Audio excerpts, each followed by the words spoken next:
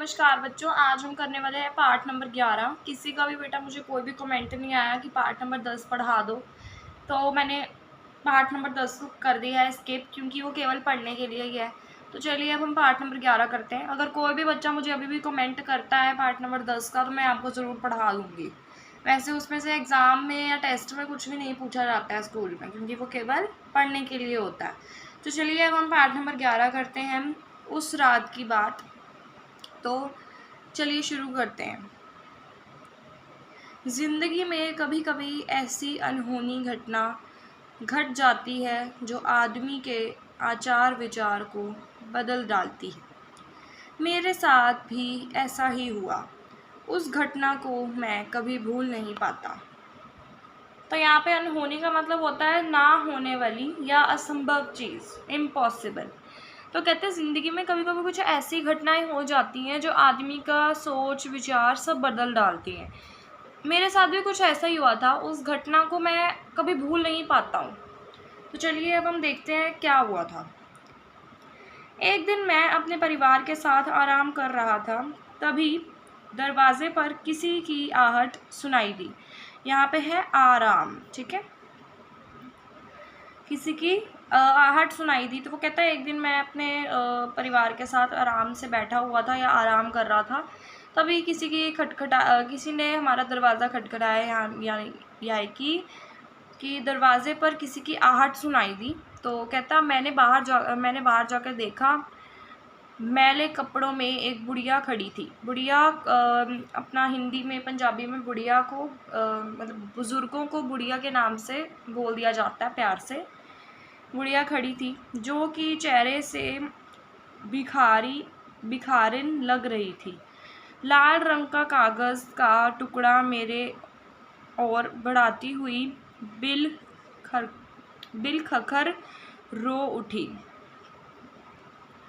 Bill खखर रो उठी। मेरा बेटा बहुत बीमार है। डॉक्टर ने बहुत महंगी दवा लिखी है। मेरे पास पैसे नहीं हैं, कुछ सहायता कर दीजिए, भगवान आपका भला करेगा। मैं समझ गया ये भीख मांगने का बहाना है। अक्सर लोग ऐसे करते हैं, कभी धर्म के नाम पर, कभी अकाल और कभी बाढ़ या बीमारी के नाम पर।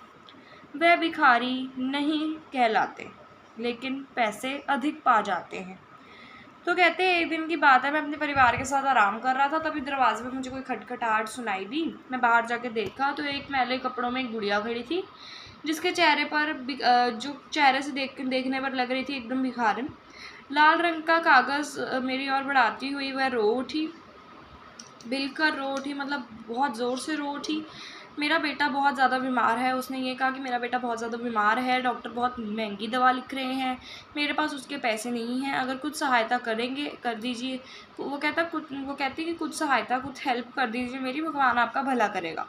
कहता मैं समझ गया कि यह भीख मांगने का एक बहाना ही है, एक तरीका है। अक्सर लोग ऐसा करते हैं, कभी धर्म के नाम पे भीख मांगते हैं, कभी अकाल के नाम पे भीख मांगते हैं, और कभी बाढ़ या बीमारी के नाम पे भीख मांगते हैं। वह भिखारी नहीं कहलाते। वो कहता है वो भिखारी नहीं कहलाते, लेकिन पैसे अधिक पा जाते हैं। तो चलिए अगले पेज पढ़ते हैं। मैंने अंदर आके बेटी से उस भिखारिन को 2-4 पैसे दे आने को कहा।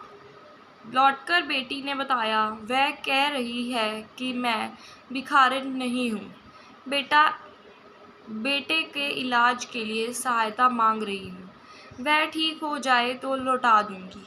मैंने बेटी को समझाया यह सब भीख मांगने के तरीके हैं, पैसों के लिए यह लोग क्या क्या नहीं करते, छोड़ो थोड़ी देर में खुद लौट जाएगी।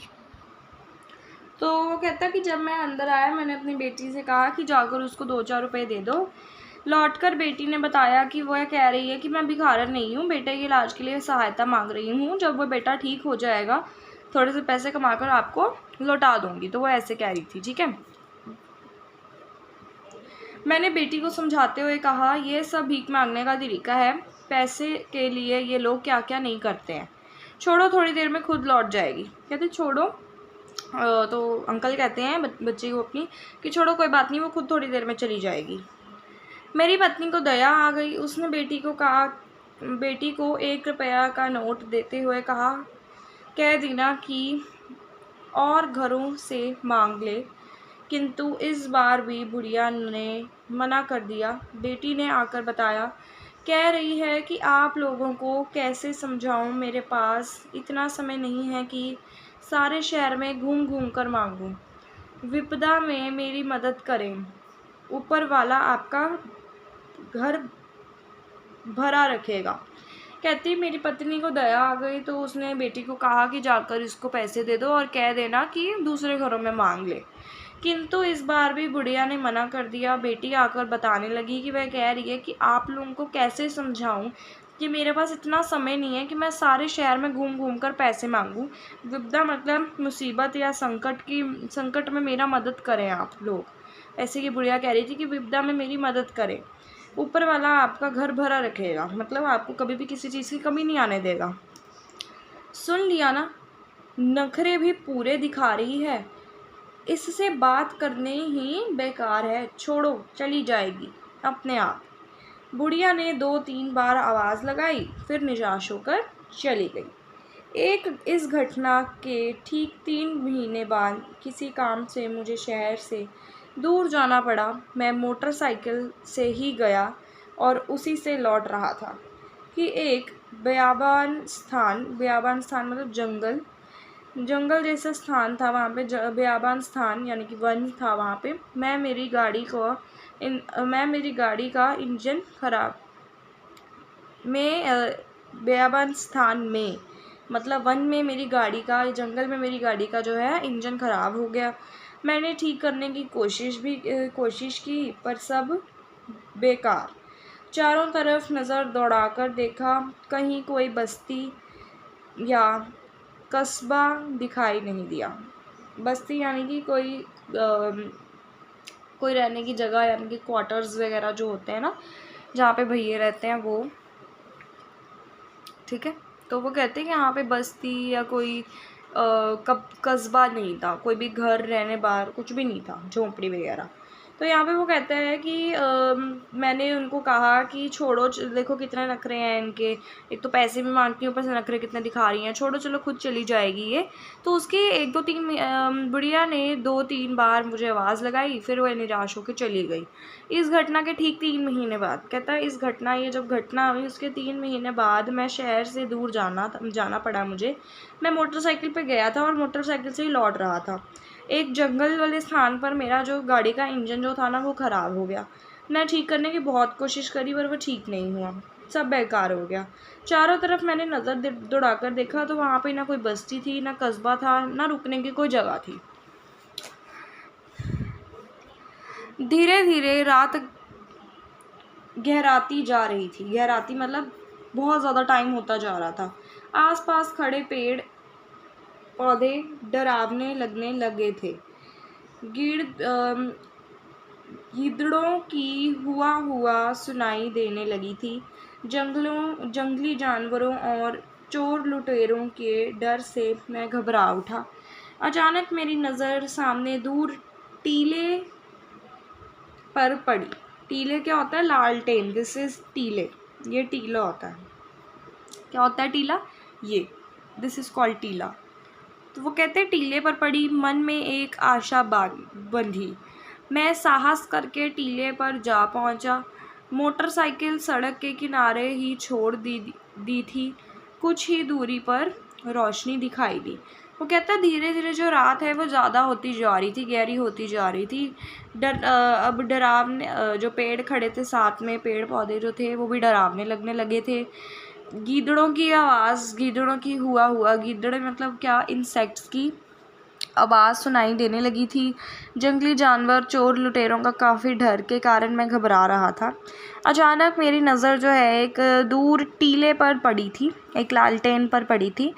मन में एक आशा बंधी। मैं साहस करके टीले पर जा पहुंचा। मोटरसाइकिल सड़क के किनारे ही छोड़ के गया था मैं वहाँ पे। कुछ ही दूरी पर रोशनी भी मुझे दिखाई दी। रोशनी मतलब लाइट, ठीक है। वह एक छोटी बस्ती थी। बस्ती मतलब छोटा सा घर, एक छोटी सी झोंपड़ी सी थी। बस्ती में घुसने पर सबसे पहले घर का दरवाज़ा खटखटाया।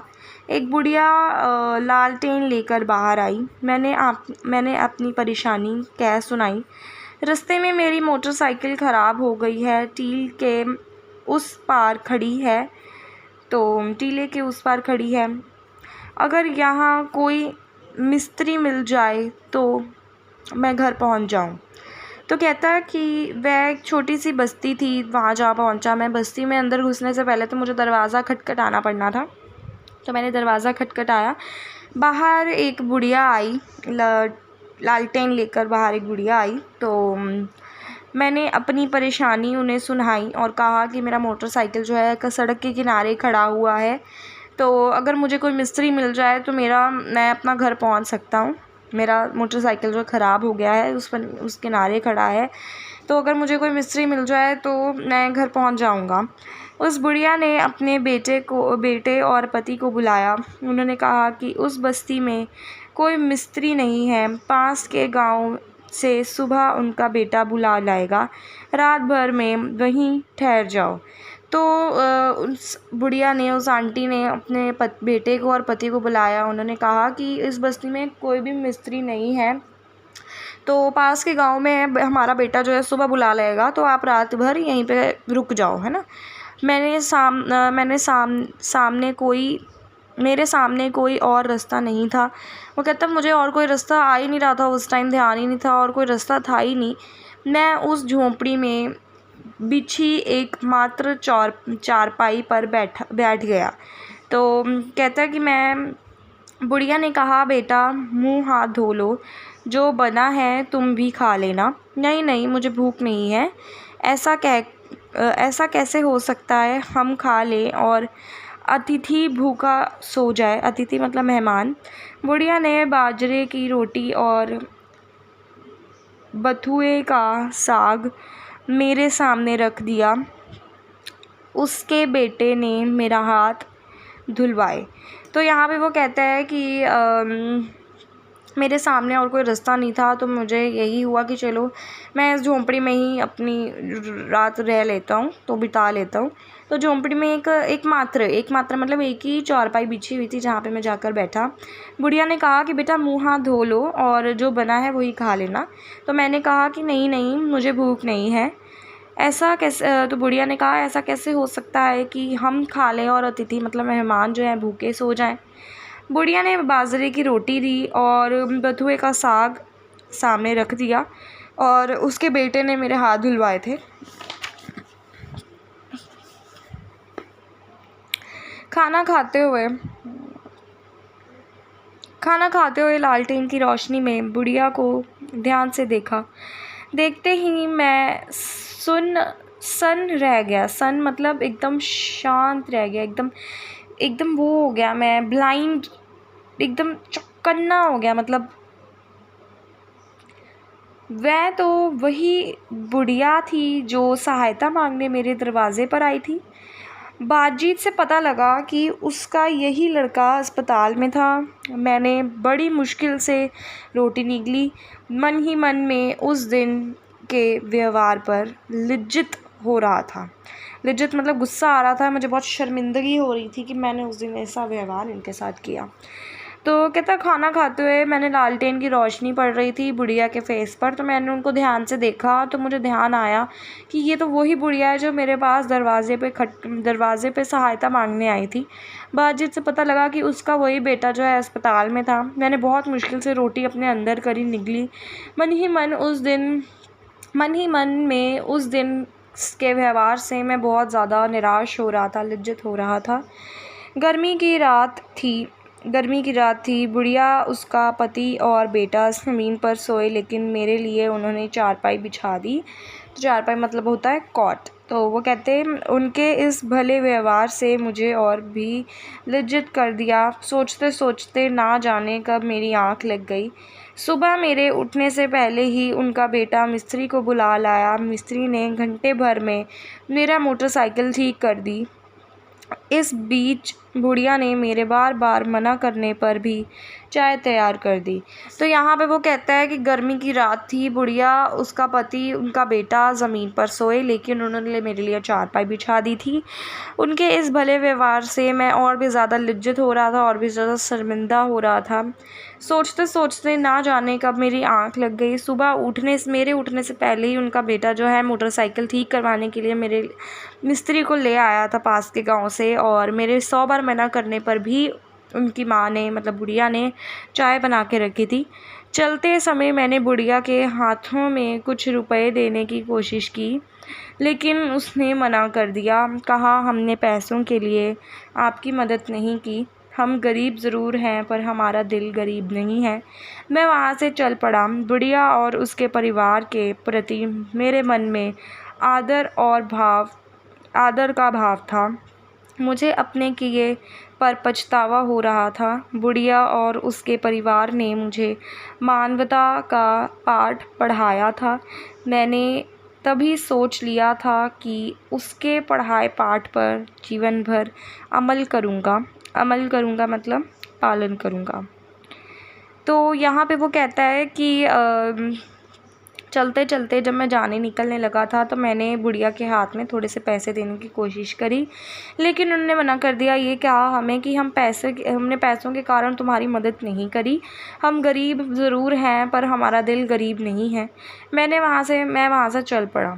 बुढ़िया और उसके परिवार के प्रति मेरे मन में आदर की भाव, मतलब मेरे मन में उनके परिवार के लिए और बुढ़िया के लिए बहुत ज़्यादा रिस्पेक्ट बढ़ गई थी। मुझे अपने किए पर जो उस दिन मैंने उनके साथ व्यवहार किया, बुढ़िया के साथ, मुझे उस पर बहुत पछतावा हुआ। बुढ़िया और उसके परिवार ने मुझे मानवता, मतलब इंसानियत, ठीक है, ह्यूमैनिटी का पाठ पढ़ाया था। यानी कि उन्होंने बताया कि गरीब, ऐसा कहीं नहीं लिखा है ग्रंथ में, ऐसा कहीं नहीं लिखा है बाइबल में, ऐसा कहीं नहीं लिखा है किसी भी बुक में, भागवत गीता में, कि गरीब जो है मदद नहीं कर सकते किसी की, है ना। तो यहाँ पे आप देखो कि जितने गरीब होते हैं लोग उतने ही अच्छे होते हैं, है ना। तो वो इतना अमीर बंदा था बट गरीब की मदद नहीं कर पाया, और वो गरीब इतने हैं पर उन्होंने अमीर की मदद कर दी।